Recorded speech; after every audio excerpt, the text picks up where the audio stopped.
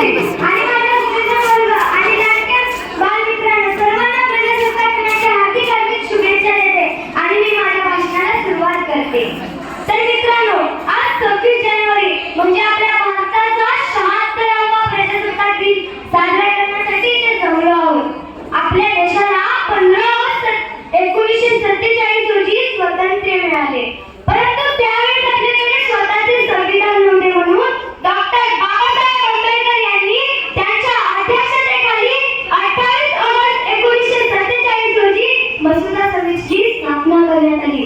या समितीने 26 नोव्हेंबर 1949 रोजी संविधानाचा स्वीकार केला व 26 जानेवारी 1950 रोजी संविधानाची अंमलबजावणी करण्यात आली.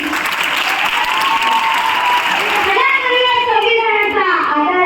चला करूया संविधानाचा आदर.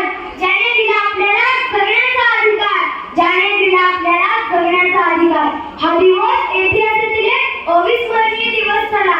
आपल्याला स्वातंत्र्याबरोबरच आपण लोकशाही प्रजासत्ताक झालो.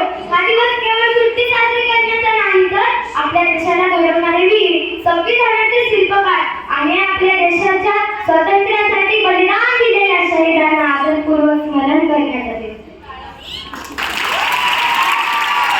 याद रखेंगे वीरों तुमको, ये कुर्बानी तुम्हारी थी.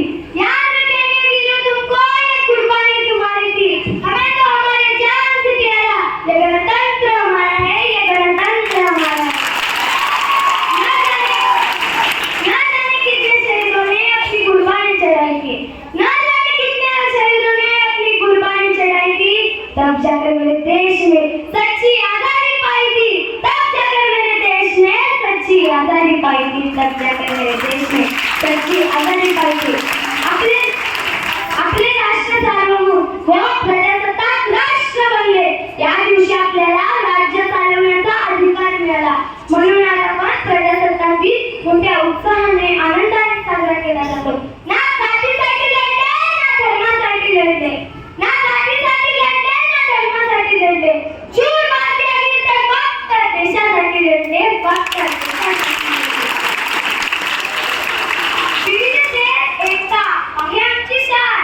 विविधतेत एकता आहे आमची शान. म्हणूनच आहे आमचा भारत देश महान. म्हणूनच आहे आमचा भारत देश महान. म्हणूनच म्हणावे वाटते हे